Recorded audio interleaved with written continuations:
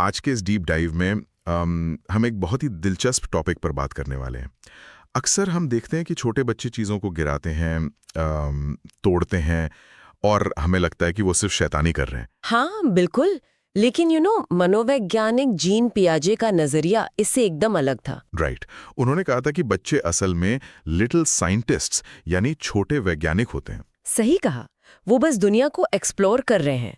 वो जन्म से ही प्रयोग करने वाले एक सक्रिय अन्वेषक होते हैं। तो मतलब वो चुपचाप जानकारी ग्रहण नहीं करते बल्कि खुद सीखते हैं।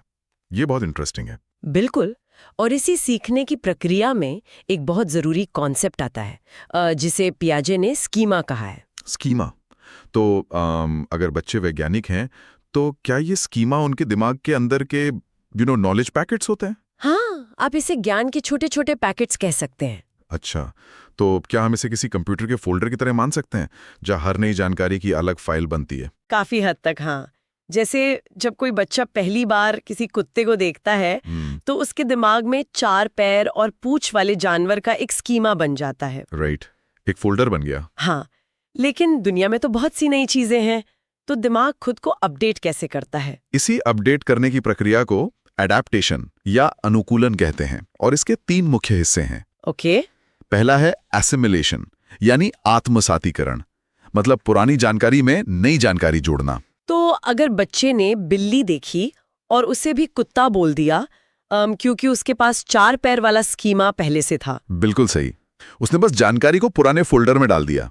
लेकिन फिर आता है अकोमोडेशन या समायोजन। जब उसे समझ आता है कि बिल्ली म्याऊ करती है और कुत्ता भौंकता है। हाँ, तब उसका दिमाग चकराता है, जिसे डिसइक्विलिब्रियम कहते हैं।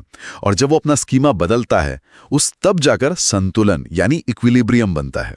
अरे वाह, मतलब असंतुलन से संतुलन तक का ये सफर ही असल में सीखना है। एकदम सही। और पियाजे ने ये भी बताया कि उम्र के साथ ये क्षमता कैसे बदलती है। उन्होंने विकास के 4 चरण बताए हैं। राइट। सबसे पहला है सेंसरी मोटर स्टेज, जो अमौन 0 से 2 वर्ष तक होता है। हाँ, इसमें सबसे अहम है ऑब्जेक्ट परमानेंस, यानी अगर कोई चीज आंखों के सामने नहीं है तो इसका मतलब ये नहीं कि वो खत्म हो गई। Right, outside does not mean out of mind. और फिर 2 से 7 वर्ष की प्री ऑपरेशनल स्टेज आती है ना? बिल्कुल। इसमें बच्चे ईगोसेंट्रिक होते हैं और एनिमिज्म भी दिखता है। वो निर्जीव वस्तुओं को सजीव समझते हैं। मैं सोच रहा था कि ये एनिमिज्म क्या कोई गलती है या दिमाग की कल्पनाशीलता विकसित करने का कोई जरूरी चरण है? ये बहुत जरूरी चरण है। ये कोई गलती नहीं है। इसके बाद 7 से 11 वर्ष की कॉन्क्रीट ऑपरेशनल स्टेज आती है, जहां लॉजिकल थिंकिंग शुरू होती है। कंजर्वेशन और क्लासिफिकेशन जैसी चीजें भी इसी में आती हैं, राइट? हाँ, और अंत में 11 साल के बाद आती है फॉर्मल ऑपरेशनल स्टेज, जहां अमूर्त एब्स्ट्रैक्ट थिंकिंग और प्रॉब्लम सॉल्विंग शुरू हो जाती है। एकदम सही।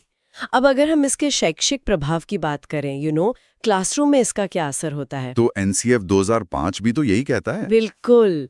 डिस्कवरी लर्निंग और एक्टिविटी बेस्ड लर्निंग पर बहुत जोर दिया गया है। मतलब क्लासरूम एक लेक्चर हॉल की बजाय एक लेबोरेटरी होनी चाहिए जहां बच्चे खुद प्रयोग कर सकें। हाँ, क्योंकि बच्चा एक छोटा वैज्ञानिक है, तो एसिमिलेशन, अकोमोडेशन और इक्विलिब्रियम के जरिए वो खुद सीखता है। राइट। ये डीप डाइव सच में हर किसी के लिए बहुत उपयोगी है, ये समझने के लिए कि हम नई चीजें कैसे अपनाते हैं। बिल्कुल। लेकिन आज की चर्चा खत्म करने से पहले मैं एक बात सोच रहा था। क्या? पियाजे ने कहा कि 11 वर्ष के बाद फॉर्मल ऑपरेशनल स्टेज आ जाती है, लेकिन क्या एक वयस्क होने के बाद हम नए स्कीमा बनाना कम कर देते हैं? ये सोचने वाली बात है। मतलब अगर हम खुद को आजीवन छोटे वैज्ञानिक की तरह नई चीजों की खोज करने दें, तो क्या हमारे दिमाग का अपग्रेड होना कभी रुकेगा? शायद कभी नहीं।